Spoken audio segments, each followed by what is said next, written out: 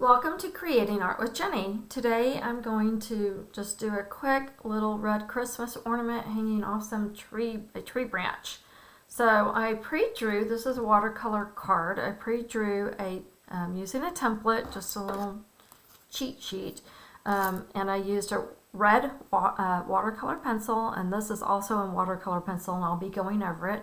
This I drew in pencil, and then I used a little micron, and I did a little bit of a gray, just black, really watered down to create the silver looking effect. So getting started, I am going to pre-wet my ornament with some water, not going to the edges, and leaving some space for a highlight. And then I'm going to come in with my Pyrrole Red, really letting it flow. And then I am going to go up to my edge and trying to get some consistency.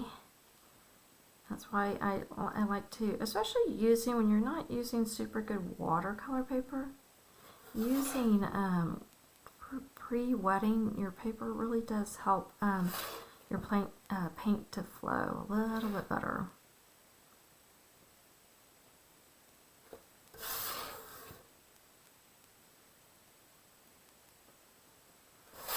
And I have to, it's nice to have something that's kind of pre-drawn, because then you know your shapes are pretty good.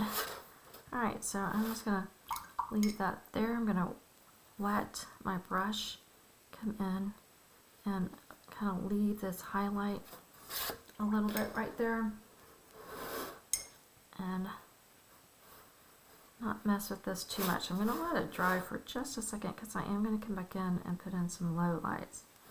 For the most part, I want it to dry a little bit with a little bit of a tinge of highlight. So now I'm going to grab my smaller watercolor brush and go over it with sap green.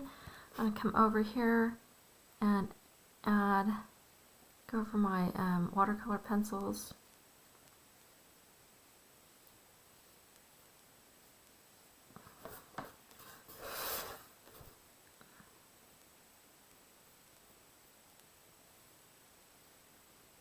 So I find that when I use the watercolor pencils, it adds just a little bit more of a dimension to, if I'm drawing something thin or fine, kind of makes it a little bit more definitive, which I like.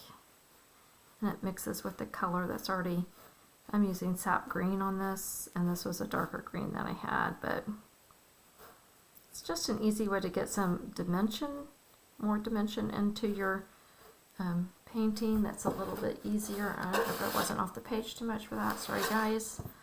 And when you're trying to do something fast and it's kind of far away, you're like, oops, am I filming it right or not? Okay. So I'll let this go, let it dry.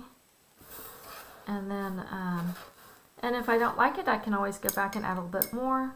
But I am going to go back and go over some of my branches, make them a little bit darker. Maybe even leave some of it in there. You don't have to go over every little single thing. But having some contrast between your light and your dark is always good. Okay, so there's my branches. And now I have, this is starting to dry, so I want to add a little bit of purple to the outside. So I'm going to start up here and add a darker. So you really want your water to be more even. That way it does create a better shadow when you come in. And then I want to go back in with my red because I want it all to be kind of wet and smooth.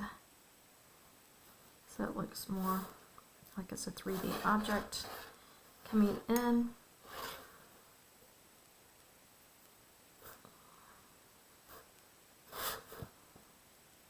And adding more red. I really do want my ornament to look Christmassy and red, but also like it's got some volume.